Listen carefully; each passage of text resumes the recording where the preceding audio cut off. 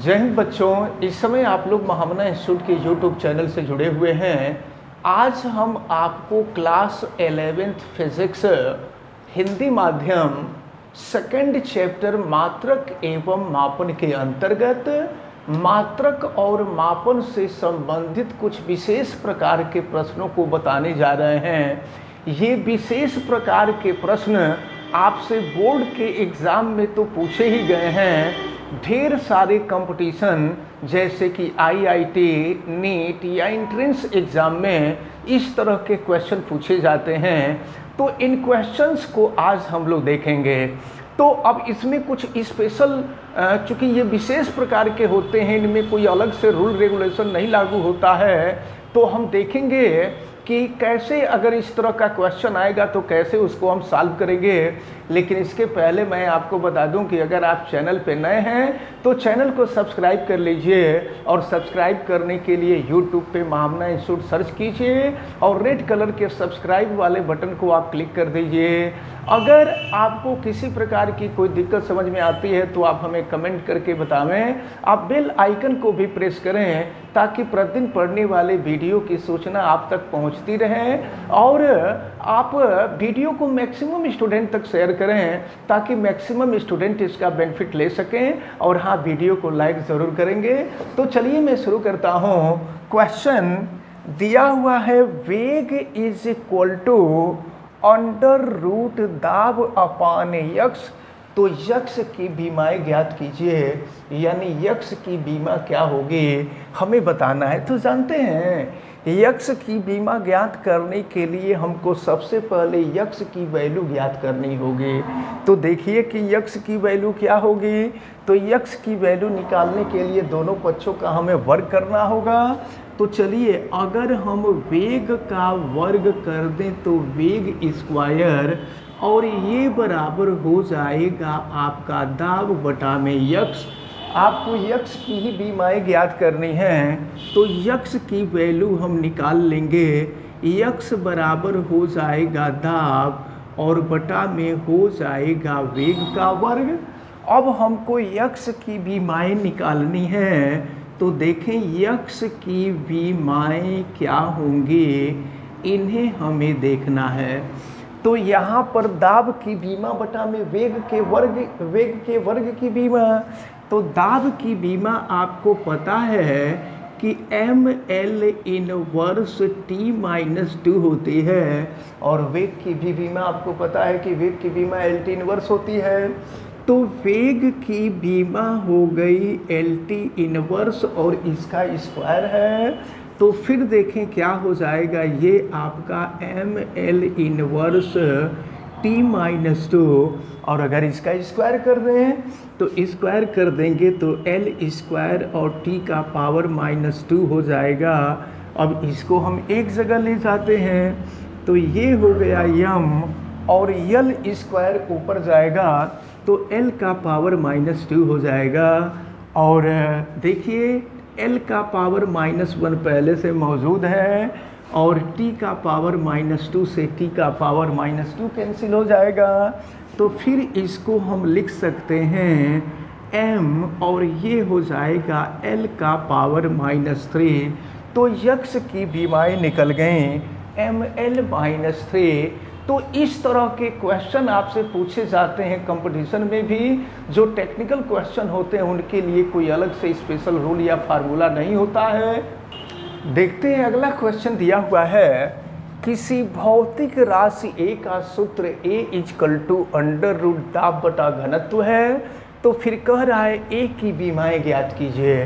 तो चलिए, दिया हुआ है A = अंडर रूट दाब और बटा में घनत्व। तो A की बीमाएं ज्ञात करनी है। तो अब यहाँ दाब की बीमा लिखेंगे। दाब की बीमा ml इनवर्स t-2 होती है, और घनत्व की बीमा होती है ml-3। फिर देखिए क्या हो जाएगा, m से m कैंसिल हो जाएगा, और ये हो जाएगा अंडर रूट l का पावर -3 ऊपर जाएगा तो +3 हो जाएगा। तो l का पावर 3, l का पावर -1, t का पावर -2 है। और फिर देखिए क्या हो जाएगा, ये हो जाएगा आपका l का स्क्वायर और फिर ये हो जाएगा t का पावर -2। अब इसका वर्गमूल निकाल लेंगे तो l स्क्वायर का वर्गमूल l हो जाएगा t का पावर -2 का वर्गमूल t का पावर -1 हो जाएगा। तो a की विमाएँ हो जाएंगी LT इनवर्स। चलिए एक क्वेश्चन और देखें, दिया हुआ है t = 2π√Ly में t समय तथा l लंबाई है, तो y की विमाएँ ज्ञात कीजिए। देखिए एक चीज़ बता दें, ये क्वेश्चन कई बार कंपटीशन में पूछा गया। आप देखिएगा लगभग 20 साल के अंतर्गत कम से कम 10 बार ये क्वेश्चन पूछा गया है। तो t = 2π√Ly में कैपिटल T समय तथा l लंबाई है, तो y की विमाएँ ज्ञात कीजिए। तो y की विमाएँ ज्ञात करने के लिए हमको y की वैल्यू मालूम होनी चाहिए और y की वैल्यू निकालने के लिए हम दोनों पक्षों का वर्ग कर देंगे। तो ये हो जाएगा t² = 4π² अब यहाँ से हम y की वैल्यू निकालें तो 4π² और बटा में हो जाएगा t²। चलिए निकालते हैं विमाएँ। 4π² तो कांस्टेंट है, इसकी कोई विमा होगी नहीं। अब l लंबाई है, लंबाई की विमा l हो जाएगी और t टाइम है, टाइम की विमा t होगी, तो t का स्क्वायर हो जाएगा। अब इसको हम ऊपर लेकर के चले जाएं तो फिर देखें क्या मिलेगा। तो ये जो है देखिए यहाँ से y क्या निकाला गया है ना, गलत हो गया है। y की विमाएँ निकालनी है तो y की वैल्यू हमको निकालना होगा और y की वैल्यू अगर हम निकालें तो ये हो जाएगा t²/4π²l, ये हो जाएगा। अब चलिए हम निकालते हैं इसकी विमाएँ, तो फिर देखते हैं क्या होगा। t टाइम है, टाइम की विमा t, तो t का स्क्वायर हो जाएगा। 4π² की कोई बीमा नहीं। l लंबाई है, लंबाई की बीमा l हो जाएगी। फिर l ऊपर चला जाएगा तो ये हो जाएगा l इनवर्स t²। तो यहाँ से y की बीमाएँ आपको मिल गई। अब देखते हैं कभी कभार इस तरह का भी क्वेश्चन आपसे पूछ दिया जाता है, तो इस तरह के क्वेश्चंस को भी हमें अच्छी तरह से तैयार करना होगा। क्वेश्चन दिया हुआ है, यम द्रव्यमान का एक पिंड किसी आदर्श स्प्रिंग के सिरे पर लटका हुआ सरल आवर्त दोलन करता है। स्प्रिंग का बल नियतांक के तथा पिंड का दोलन काल कैपिटल T है। तो बीमीय विधि से सिद्ध कीजिए कि T = 2πm/k समीकरण अशुद्ध है। हमें बीमीय विधि से सिद्ध करना है कि यह समीकरण अशुद्ध है, और फिर इसके बाद अगर समीकरण अशुद्ध है तो इसका शुद्ध रूप क्या होगा ये भी हमको बताना है। तो जानते हैं सबसे पहले हमको बताना है कि यह सूत्र अशुद्ध है। तो इसके लिए हम करेंगे क्या कि लेफ़्ट की बीमा निकालेंगे, राइट की बीमा निकालेंगे। अगर दोनों तरफ की बीमाएं समान हो जाती हैं तो इसका मतलब सूत्र सत्य है, और अगर बीमाएं समान नहीं होती हैं तो इसका मतलब सूत्र असत्य है, यानी अशुद्ध है। और अशुद्ध है तो सही सूत्र क्या होगा इसको हम लोग देखेंगे। तो देखा जाए हम लोग इसका हल यानी इसका हम लोग सलूशन देखेंगे। और देखें t = दिया हुआ है 2πm/k, t आवर्त काल है। तो अब हम यहाँ पर LHS की विमा निकालेंगे। LHS में आवर्त काल है और आवर्त काल समय होता है, समय की बीमा हो गई कैपिटल T। अब इसके बाद हम RHS की बीमा निकालेंगे। ये RHS की बीमा, देखिए 2 पाई की तो कोई बीमा नहीं होगी क्योंकि 2 पाई बीमाहीन राशि है, आपको पता है। अब इसके बाद यम द्रव्यमान है, द्रव्यमान की बीमा यम, और देखो के बल नियतांक है। हम आपको बल नियतांक की बीमा पहले निकाले थे, लेकिन फिर बता देते हैं कि हुक के नियम से F = होता है K × X, और यहाँ से K की वैल्यू निकालेंगे, हो जाएगा F/X। F बल है, बल की बीमा हो जाएगी mLT-2/X, दूरी यानी लंबाई है, L हो जाएगा, L से L कैंसिल हो जाएगा, MT-2 आपको याद रखना होगा। तो चलिए K की बीमा हो गई MT-2, तो देखिए m से m कैंसिल हो जाएगा। अब t का पावर -2 नीचे बचा, ये ऊपर गया तो t का स्क्वायर हो गया। तो इस प्रकार लेफ्ट की बीमा देख रहे हैं कैपिटल T आया है, और राइट की बीमा T² आई है। दोनों तरफ की बीमाएं समान नहीं है। अगर बीमाएं समान होती तो सूत्र सत्य होता, बीमाएं समान नहीं, इसका मतलब सूत्र असत्य है यानी अशुद्ध है। तो लिख देंगे यहाँ पर LHS की बीमा is not equal to RHS की बीमा। तो LHS की बीमा जो है कैपिटल T है, और इज नॉट इक्वल टू, देखिए RHS की बीमा, RHS की बीमा है T², तो लेफ्ट की बीमा T है, राइट की बीमा T² है, अतः समीकरण अशुद्ध है। लिख देंगे यहाँ, अतः समीकरण अशुद्ध है। और फिर आपसे कहा जा रहा था कि इसका सही रूप स्थापित कीजिए, इसका सही रूप प्राप्त करना है। तो जानते हैं सही रूप कैसे प्राप्त होगा। तो देखिए अब सही रूप प्राप्त करने में जा रहा हूँ। जो राशि लेफ्ट में है उसको लेफ्ट में रहने देते हैं, और देखो 2 पाई तो बीमाहीन राशि है, उससे हमारा कोई मतलब नहीं है। अब बच गया m/k। तो जानते हैं क्या करते हैं, पहले वाली राशि का घात a और दूसरे वाली राशि का घात b कर देते हैं, और बीच में लगा देते हैं अनुक्रमानुपाती का चिन्ह। अब अनुक्रमानुपाती चिन्ह हटाएंगे तो कुछ न कुछ कांस्टेंट जुटेगा। तो यहाँ पर t = km का पावर a k का पावर b हो जाएगा। तो चलिए अब दोनों तरफ की बीमाएं रख करके हम a और b की वैल्यू निकालेंगे, और a और b की वैल्यू निकाल करके यहाँ रख देंगे तो सही सूत्र हमको प्राप्त हो जाएगा। इसको हम समीकरण नंबर 1 मानते हैं। तो t आवर्त काल है, आवर्त काल की बीमा कैपिटल T, के कांस्टेंट है, कांस्टेंट की कोई बीमा नहीं होगी। यम द्रव्यमान है, द्रव्यमान की बीमा यम का पावर a, और के बल नियतांक है, बल नियतांक की बीमा अभी आपने देखा था MT-2, तो ये हो जाएगा MT-2 का पावर b हो जाएगा।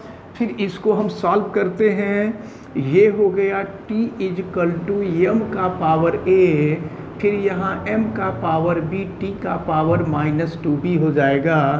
फिर ये हो गया t = m का पावर a + b, और t का पावर -2b हो जाएगा। फिर अब हम कंपैरिजन करते हैं दोनों साइड का। तो दोनों साइड का अगर हम कंपैरिजन करें तो देखिए राइट में m का पावर a + b है, और लेफ्ट में m है ही नहीं है, तो इसको हम 0 के इक्वल कर देंगे। और फिर राइट में t का पावर -2b है, और लेफ्ट में t का पावर कुछ नहीं तो 1 है। तो यहाँ से b की वैल्यू निकालेंगे, -1/2 हो जाएगा। अब b की वैल्यू हम रख देते हैं पहले वाले में, तो ये हो गया a - 1/2 = 0, तो a = हो जाएगा 1/2। अब हम a और b की वैल्यू रख देंगे समीकरण नंबर 1 में। तो चलिए मैं रख रहा हूँ, ये हो जाएगा t = km का पावर a की वैल्यू है 1/2, और k का पावर b है, b की वैल्यू -1/2 है। फिर रख देते हैं t = km का पावर 1/2, और k का पावर -1/2 है, नीचे ला देंगे तो ये हो जाएगा k का पावर 1/2। फिर यहाँ हम लिख देते हैं t = हो गया k, और इसको एक ब्रैकेट में लिख देंगे m बाई के का पावर हो जाएगा 1/2 और फिर t इक्वल टू ये k कांस्टेंट है और अंदर वाला जो k है ये स्प्रिंग का बल नियतांक है। तो ये हो जाएगा करड़ी में m बाई के। अब अगर जो कांस्टेंट k है, अगर कांस्टेंट k की वैल्यू मालूम है तो k की वैल्यू रख दीजिए, नहीं मालूम है छोड़ दीजिए, लेकिन k की वैल्यू 2 पाई होगी जैसा कि क्वेश्चन में दिया गया था। k की वैल्यू 2 पाई होगी, k के जगह पे हम 2 पाई रख देंगे तो t इक्वल टू हो जाएगा 2 पाई और ये हो जाएगा अंडर रूट m बाई के। तो यही शुद्ध सूत्र होगा। आपसे पहले पूछा जा रहा था कि बीमीय विधि से बताइए कि सूत्र अशुद्ध है, तो सूत्र अशुद्ध था और फिर आपसे कहा गया था कि अगर सूत्र अशुद्ध है तो सही सूत्र क्या होगा। तो सही सूत्र हमने प्राप्त कर लिया t equal to 2 pi under root m by k. हमें उम्मीद है कि ये भी क्वेश्चन आपको बहुत अच्छी तरह से समझ में आया होगा। चलिए, इस तरह का क्वेश्चन हम लोग पहले भी देखे हैं, लेकिन ये थोड़ा सा सबसे डिफरेंट टाइप का क्वेश्चन, इसलिए इसको ध्यान से देखना होगा। दिया है कि एक कण क्षैतिज वृत्त में वृत्तीय कक्षा में परिक्रमा कर रहा है। जब कोई भी कण वृत्तीय कक्षा में परिक्रमा करता है ना, तो केंद्र के तरफ अभिकेंद्र बल कार्य करता है। तो उस पर लगने वाला अभिकेंद्र बल F, देखिए लगने वाला अभिकेंद्र बल F कण के द्रव्यमान m, वृत्त की त्रिज्या स्मॉल r तथा चाल v पर निर्भर करता है।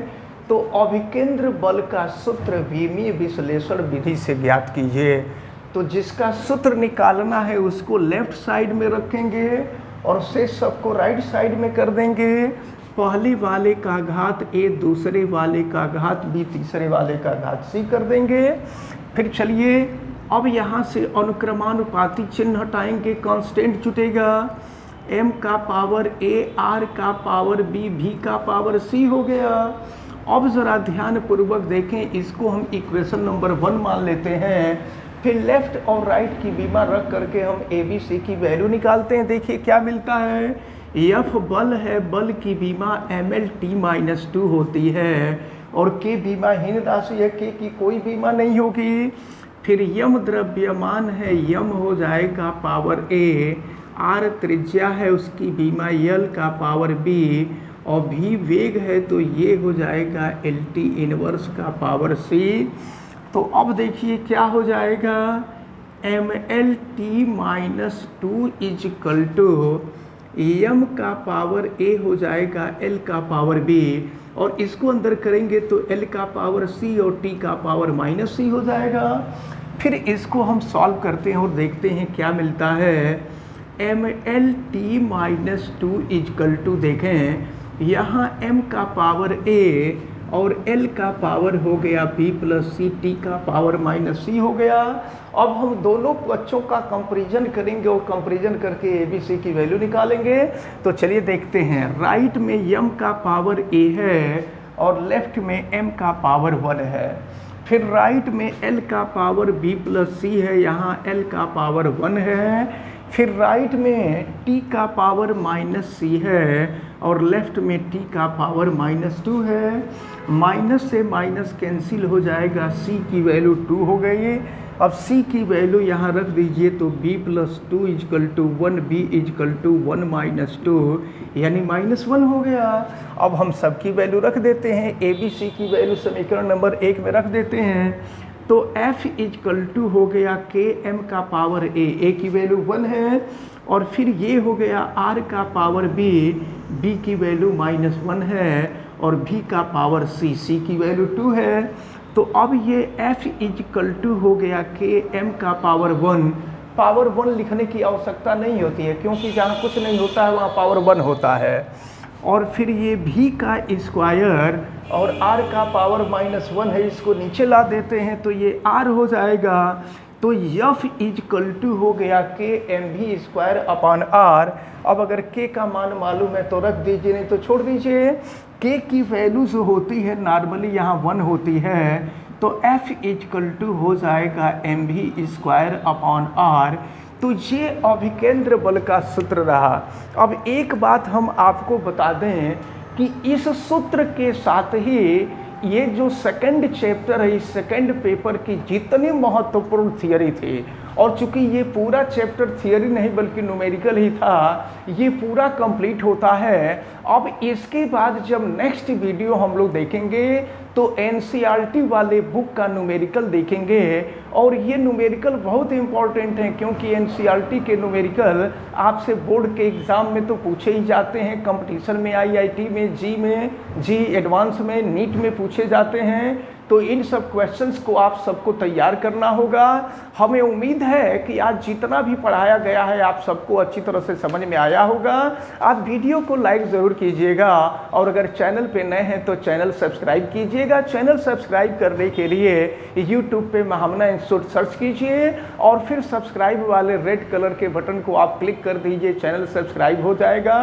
वीडियो को मैक्सिमम स्टूडेंट तक शेयर करें ताकि मैक्सिमम स्टूडेंट इस इम्पॉर्टेंट टर्म को अच्छी तरह से समझ सकें, और आप बेल आइकन को भी प्रेस करें ताकि प्रतिदिन पढ़ने वाले वीडियो की सूचना आप तक पहुंचती रहे। आप सभी लोगों का बहुत बहुत धन्यवाद। जय हिंद।